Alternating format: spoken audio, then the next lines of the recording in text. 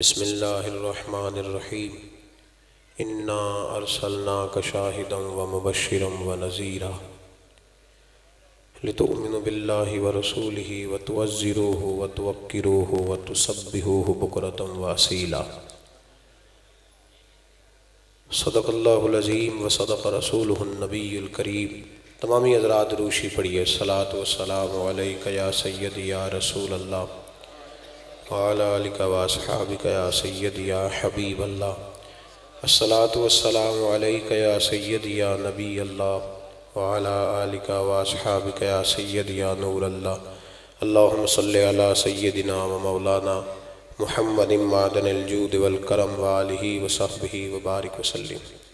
تمام تعریفیں حمد و ثنا اللہ تعالیٰ جل مجدہ الکریم کے لیے، ہر قسم کے درود و سلام نبی رحمت نور مجسم شفیع معظم احمد مجتبیٰ جناب حضرت محمد مصطفیٰ علی تحیت و ثنا کی ذات والا صفات کے لیے حمد و صلات کے بعد بڑی ہی خوبصورت محفل مبارکہ اور گزشتہ سال سے زیادہ بڑھ چڑھ کے ذوق شوق آپ حضرات کا میں دیکھ رہا ہوں۔ ہمارے محترم حافظ خالد فاروق صاحب نے اس محفل پاک کو امیر کارواں بن کے سجایا ہے۔ اللہ تعالیٰ انہیں بہترین جزا عطا فرمائے۔ اسٹیج پر کثیر تعداد میں بزرگ علماء مشائخ تشریف فرما ہیں۔ میں بھی حاضری کے لیے ہی آیا تھا اور حافظ خالد فاروق صاحب نے حکم دیا اور پھر حضرت قبلہ حافظ گلزار صاحب نے اعلان بھی فرما دیا کچھ دیر کے لیے آپ حضرات سے بات کرنی ہے۔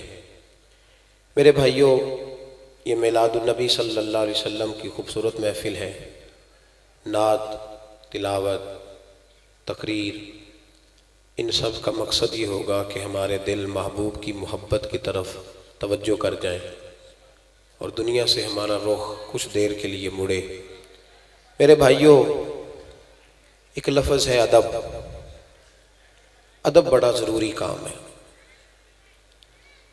ادب کے بغیر انسان بنتا نہیں۔ جو لوگ کچھ حدود و قیود کے پابند ہوتے ہیں وہ انسان کہلاتے ہیں۔ جو آزاد ہوتا ہے حدود و قیود سے وہ تو جانور ہوتا ہے، وہ کسی چوک چوراہے کی پابندی نہیں کرتا۔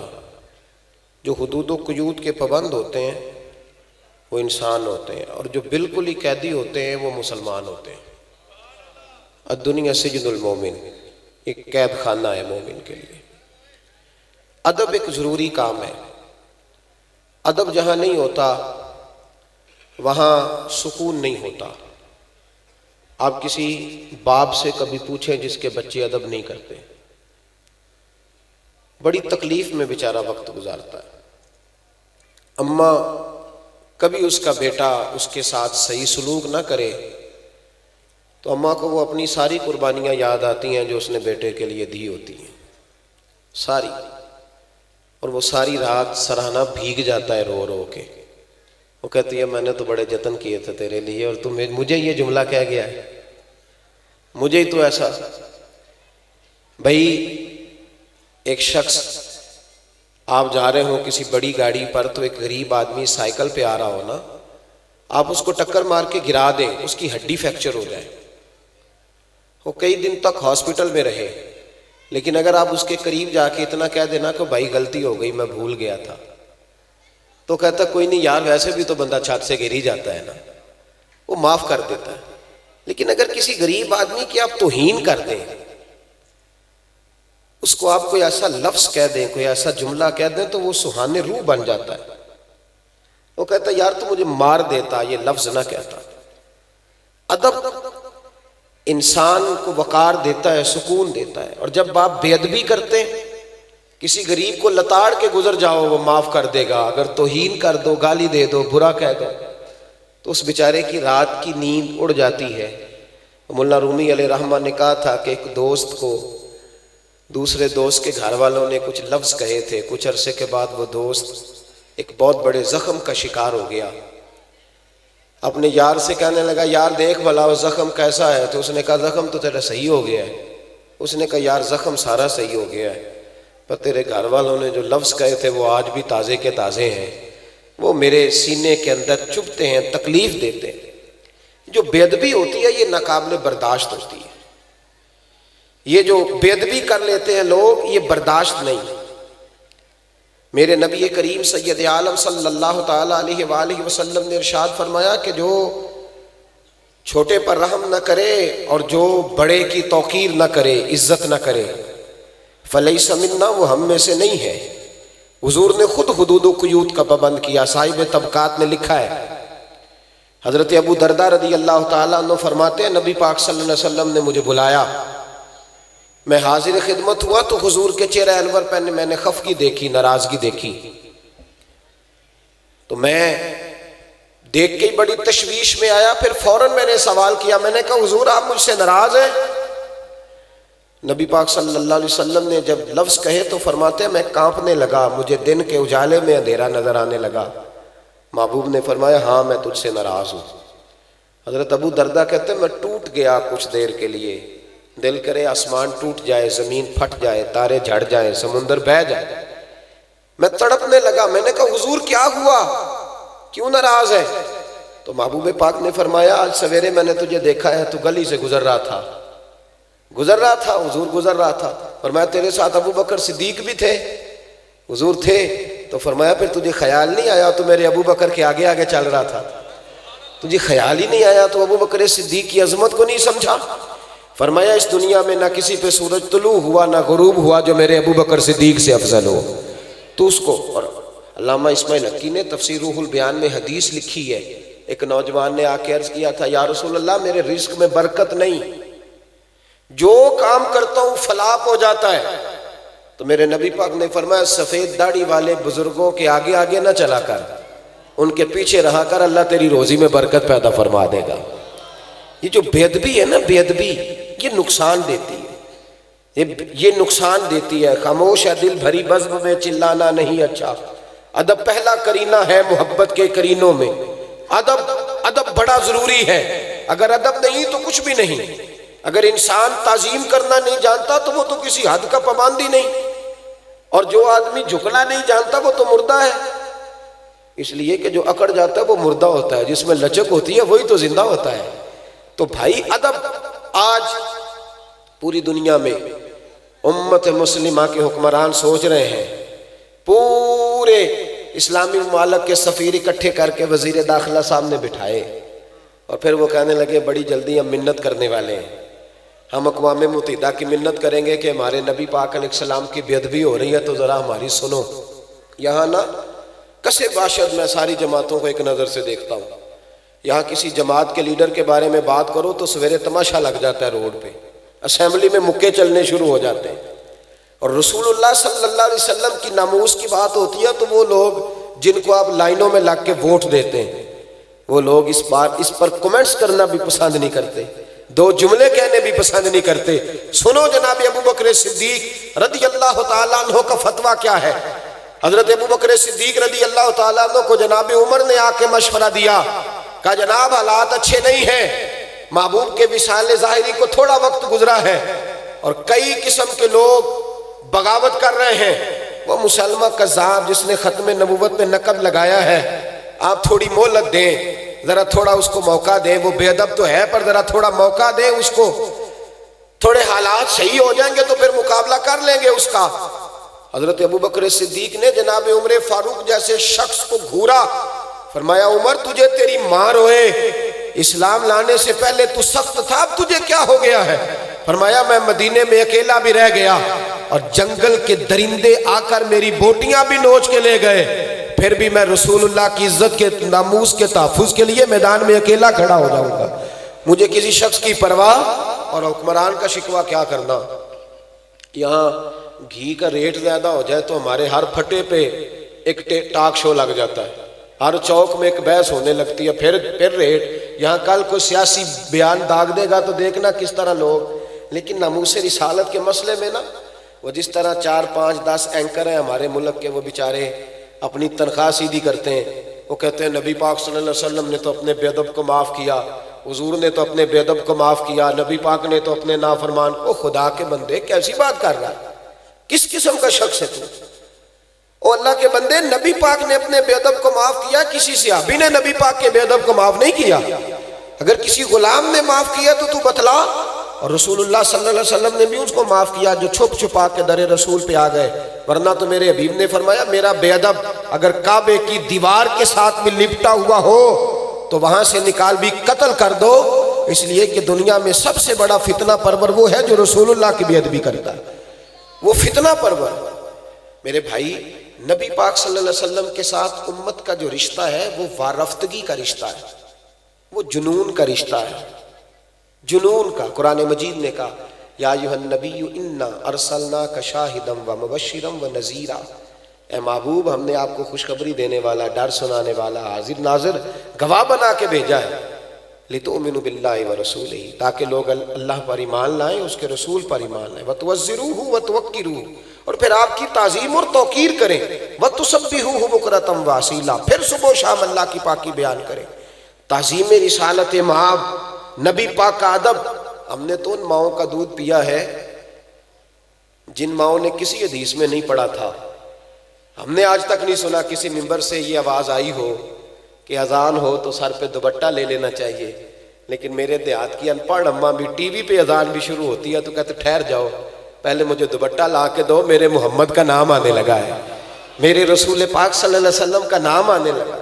میرے تو دیہات کی ان پڑھ اماں بھی مصطفیٰ کریم کا ادب کرنا جانتی، ہم نے تو ان ماؤں کا دودھ پیا ہے۔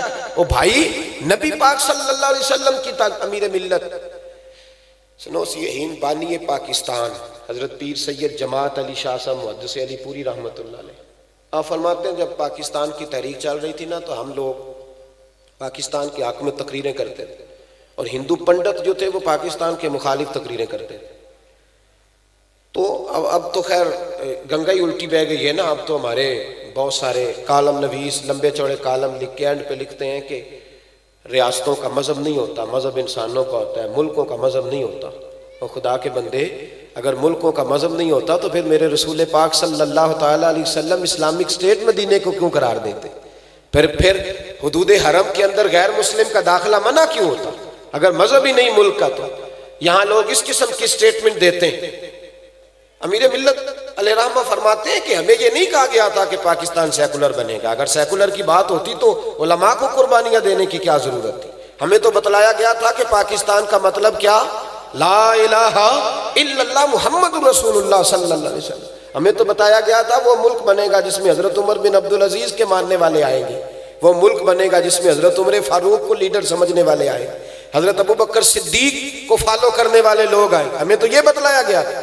حضرت جناب سیدنا پیر جماعت علی شاہ صاحب کہتے ہیں ہم تقریریں کرتے تھے تو ہندو پنڈت جو تھے وہ خلاف تقریریں کرتے تھے۔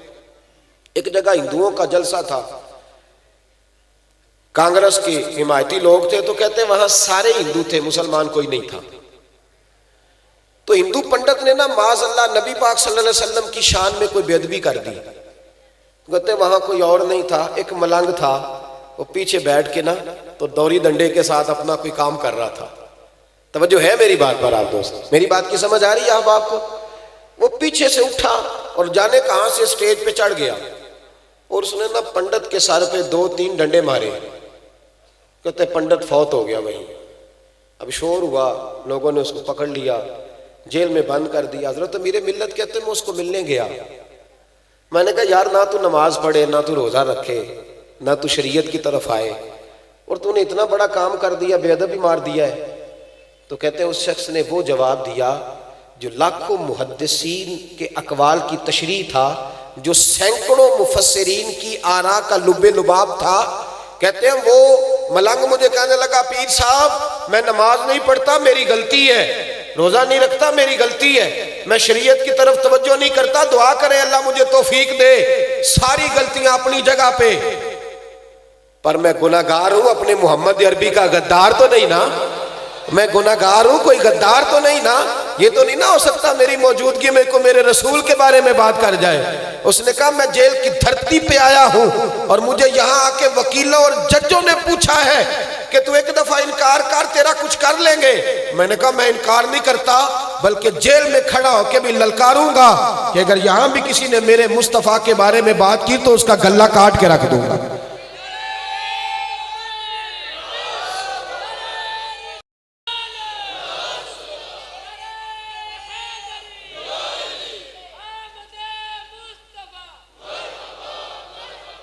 بھائی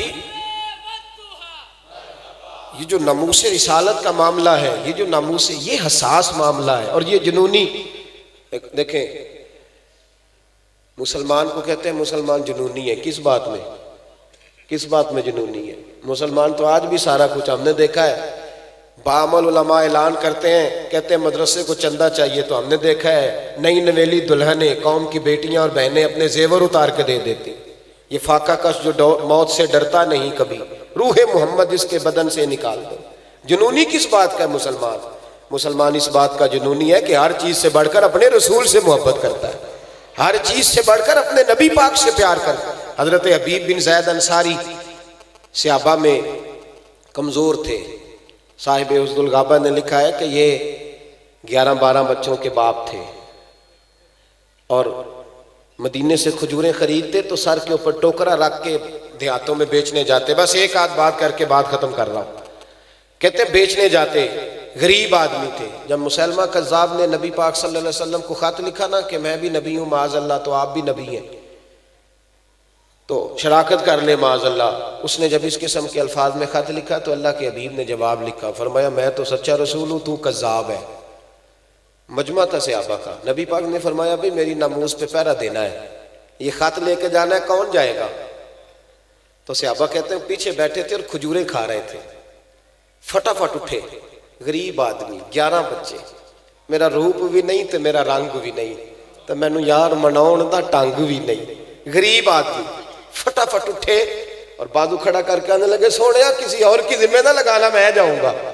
کہتے ہیں جب وہ بولے تو ان کے منہ سے کھجور کے بقیہ حصے نکلے، صحابہ کے چہروں پہ گرے، تو ایک صحابی کہنے لگے پہلے کھا تو لے پھر بات کر لینا، تو کہنے لگے اگر کھاتے کھاتے ڈیوٹی کسی اور کی لگ گئی تو، اگر کوئی نمبر اور لے گیا تو، میں نے تو فٹافٹ کی ہے نا کہ نمبر میرا لگے۔ نبی پاک نے خط دیا، گھوڑا دیا، نیزہ دیا، فرمایا جا، رستہ بڑا کٹھن ہے، ذرا دھیان کرنا۔ عرض کی محبوبہ تو قبول فرما لے اور پھر میرا جانا دیکھ۔ تنے تنہا مسلمہ کذاب کے دربار میں سے ایک شخص بعد میں مسلمان ہوا، وہ روایت کرتے ہیں، کہتے ہیں تنے تنہا کھڑے ہوئے، یوں نیزہ گاڑا، وجود پہ کپڑے غریبوں جیسے، پر چہرے پہ اطمینان امیروں جیسا۔ کہتے ہیں جیب خالی، پسینہ ایمان کی قوت سے بھرا ہوا، تر دامنی پہ شیخ ہماری نہ جائیے، ہم دامن نچوڑ دیں تو فرشتے وضو کریں، اٹ سٹ تے پکھڑا کوار گندل، اسی اور بھی بوٹیاں جاننے ہیں۔ کہتے ہیں میدان میں کھڑے ہیں تو دب دبا تن تنا دیکھنے والا ہے۔ اب بادشاہوں کا طریقہ یہ تھا، خط خود نہیں پڑھتے تھے، ایک بندہ ساتھ کھڑا ہوتا تھا، وہ خط پڑھتا تھا۔ اب جب خط لے کے گئے تو ساتھ جو بندہ تھا اس نے جب خط پڑھا تو خط میں نبی پاک نے کذاب لکھا تھا۔ اب جب کذاب پڑھ لیا نا تو سارے دربار نے سن لیا، اب سوچنے لگا کہ چلو تنہائی میں یہ کام کر لیتا تو بچ جاتا، اب تو سارے زمانے نے سن لیا ہے۔ جب سن لیا سب نے تو بھاگ بگولا ہو گیا، اور تو کچھ نہ ہو سکا تو ہامتا کامتا حضرت حبیب بن زید کے پاس آیا، تلوار ہاتھ میں، کہنے لگا تیرے رسول نے مجھے کذاب کہا ہے، تیرا کیا خیال ہے؟ آپ فرمانے لگے بڑا تو بولا بنتا ہے جیسے تجھے مسلمانوں کا پتہ ہی نہیں۔ آپ فرمانے لگے زمانہ جانتا ہے کہ رسول کی زبان سے جو لفظ نکل جاتا ہے رسول اللہ کا ہر غلام پہرے دار بن جایا کرتا ہے۔ اگر حضور نے تجھے کذاب کہا ہے تو تو واقعی کذاب ہے، تو واقعی۔ اور کہنے لگے حضور نے تو ایک دفعہ کہا، میں 70 بار کہوں گا تو کذاب ہے۔ غلامان محمد جان دینے سے نہیں ڈرتے، یہ سر کٹ جائے یا رہ جائے کچھ پرواہ نہیں کرتے۔ فرماتے او بھائی سر درد ہو نا تو لوگ جلسے سے چھٹی لے لیتے ہیں۔ سویرے کئی دوست آپ صاحب کو ٹیلی فون کریں گے کہ بس وہ طبع ٹھیک نہیں تھی، میرا بھی کچھ ارادہ تھا سجدہ صاف کرنے کا لیکن حکم ذرا سخت تھا تو میں پہنچ گیا۔ عزیز بھائی مشکل ہو جاتا ہے تھوڑی سی تکلیف میں لوگ ادھر ادھر توجہ کرنا. یہ کہاوت نہیں، داستان نہیں، یہ اس زمین نے بھی دیکھا ہے، آسمان نے بھی دیکھا ہے، فرشتوں نے آسمان کے دروازے کھول کے دیکھا ہے، یہ رنگ دھرتی نے دیکھے ہیں. حضرت حبیب بن زید انصاری نے یوں ہاتھ اٹھایا، بھائی زخم لگ جائے سنی پلاسٹ والا نہیں بیٹھ سکتا. تلوار ماری مسلمان نے، پورا ہاتھ کٹ کے زمین پہ گر گیا، فوارہ نکلا خون کا. چشم تصور سے سوچنا کس قدر کراہ رہے ہوں گے درد سے. کہنے لگا اب تیرا کیا خیال ہے؟ تو آپ فرمانے لگے خیال وہی ہے، ساڑھے نبی دی زبان ساڑھے واسطے قرآن، خیال وہی ہے جو تجھے بتا دیا. دوسرا ہاتھ اٹھایا تو اس نے وہ بھی کاٹ ڈالا، زمین پہ گر گئے، آواز پست ہو گئی. بظاہر کمزوری پر ایمان کی قوت اسی طرح تازے ہے. اس نے لا کے نہ پیر رکھا آپ کے سینے پہ، کہنے لگا بول. تو کہتے ایک دفعہ جوش کے ساتھ اٹھ کے بیٹھے، کہنے لگے تو پاگل ہو گیا ہے، مجھے قتل بھی کرے گا تو میرا روما روما پکارے گا کہ میں رسول اللہ کے ناموس کا پہرے دار ہوں اور یہ پہرا میں دیتا رہوں گا. او کچا رنگ للاری والا جیڑا چڑھدا لیندا رہندا، اے عشق تیرے دا رنگ محمد چڑھ جائے پھر نہیں لیندا. فرمایا یہ کوئی کچی بات ہے، ایسے ہی گزر جاؤں. ادھر حضرت حبیب بن زید انصاری کی روح پرواز کی. حضرت انس بن مالک فرماتے ہیں یہاں مدینے میں مصطفیٰ کی داڑھی مبارک پہ آنسو گرنے لگے. حضور روئے. ہم نے اچانک یا رسول اللہ کیا ہوا؟ تو محبوب نے فرمایا میرا حبیب شہید ہو گیا ہے اور حوریں ساری جنت کے دروازے کھول کے اس کا استقبال کرنے کے لیے کھڑی ہے. میرے بھائی ناموس رسالت کی پہرے داری. خوگر حمد سے تھوڑا سا گلا بھی سن لے. ہمیں تھوڑا تھوڑا شکوہ ان لوگوں سے بھی ہے جو صرف دین کے نام پر میری طرح عزت پاتے پلتے ہیں. انہیں اس معاملے میں کردار تھوڑا زیادہ ادا کرنا پڑے گا. اب کسی اور وقت کا انتظار نہ کرے. اب وقت بڑا قریب آ کے کھڑا ہو گیا. اب بھانت بھانت کی بولیاں، اور یہ یاد رکھ لیں یہ محفلوں کرانے والوں کی ذمہ داری زیادہ ہے کہ یہ ناموس رسالت کے حوالے سے نوجوانوں کو زیادہ تیار کریں. اور جو اس وقت خطرناک مسئلہ ہے وہ یہ ہے کہ ہمارے جوان کو بتایا جاتا ہے، ہمارے جوان کو بتلایا جاتا ہے، آپ کو لوگ شربت میں زہر ڈال کے دیتے ہیں، ہمیں سمجھ نہیں آتی. سارے ویزے مشکل ہیں، اسٹوڈنٹ ویزا آسان ہے، اس پہ جاؤ اور وہاں جا کر کے ملت کے جوانوں کو زہر پلایا جاتا ہے کہ تم تو جذباتی قوم ہو، دیکھو جو ہے وہ درگزر کرنا چاہیے، فلانے کے بھی کارٹون بنتے ہیں، کیا ہو گیا فلانے کے بھی. تم ان دنیا دار دھوکے بازوں کو محبوب کی شان کے ساتھ مماثلت دو گے؟ رب کریم نے اپنے محبوب کی مثل پیدا ہی نہیں فرمائی دنیا کے اندر. بھائی ناموس رسالت کے لیے بچوں کو تیار کریں. جہاں ہم انہیں بڑی داستانیں سناتے ہیں نا، بیٹا میں نے تمہارے لیے بڑی جدوجہد کی، پردیس کاٹے، یہ کیا، انہیں رات اپنے کندھے پہ ان کا سر رکھ کے ماتھا چوم کے انہیں کہا کرو کہ بیٹا مر جانا زندگی میں کبھی رسول اللہ کی توہین برداشت نہ کرنا. بیٹا سارے تمہارے سجن ہیں، سارے تمہارے دوست ہیں، لیکن جو حضور کے بارے میں کچے جملے بھی کہے، جو صحیح لفظ بھی ادا نہ کرے، اس کی صحبت سے بھی دور بیٹھنا. اس لیے کہ ہمارا سارا کچھ مصطفیٰ کریم سے وابستہ ہے. اپنے دلوں میں حضور کی محبت جاگزیں کریں، سیرت بچوں کو سنائیں، درود و سلام کے نغمے ان کو پہنچائیں. انہیں رات جب بٹھائیں تو انہیں محبوب پاک علیہ السلام کی محبت کے نغمے سنائیں، انہیں یاد کرائیں کہ تم نے ناموس رسالت پر پہرا دینا ہے. ان کی رگوں میں وہ روحانیت اور وہ نورانیت پیدا کریں تاکہ محبوب پاک صلی اللہ علیہ وسلم کے دشمن سمجھ جائیں کہ ابھی وہ مائیں موجود ہیں جن کی کوکھ سے جنم لینے والے آج بھی کبھی علم الدین شہید بنیں گے، کبھی عامر چیمہ بنیں گے، کبھی ممتاز حسین قادری بنیں گے. انہیں خبر ہو. یہ بڑا خوبصورت پروگرام اور اپنی ترتیب کے ساتھ یہ جاری رہے گا. میری یہ دعا ہے رب کریم کی بارگاہ میں، اللہ کریم ہمیں زبانوں کا نہیں روحوں کا غلام بنا دے. اللہ ہمیں ہمارے دلوں کو حضور کی بارگاہ میں جھکا دے.